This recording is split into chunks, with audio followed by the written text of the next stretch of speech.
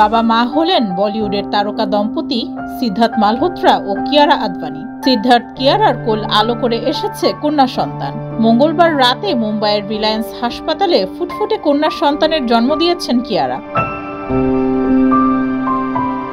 গত মার্চ মাসে একটি ছবি শেয়ার করেছিলেন সিদ্ধার্থ ও কিয়ারা। দুই জোড়া হাতের ওপর রাখা সাদা রঙের ছোট্ট একজোড়া মোজা, যা থেকে বোঝানো হচ্ছিল সন্তান আগমনের ইঙ্গিত। সঙ্গে তারা লিখেছিলেন, আমাদের জীবনের সেরা উপহার শীঘ্রই আসছে। অবশেষে অপেক্ষার অবসান। সন্তানের বাবা মা হলেন তারা। গত মে মাসে মেট গালার মঞ্চে প্রকাশ্যে দেখা যায় কিয়ারাকে। লাল গালিচায় হেঁটেছিলেন আত্মবিশ্বাসী কিয়ারা। তারপর থেকে আর ক্যামেরার সামনে আসেননি তিনি। কয়েকদিন ধরেই হাসপাতালে যাতায়াত বাড়িয়ে দিয়েছিলেন।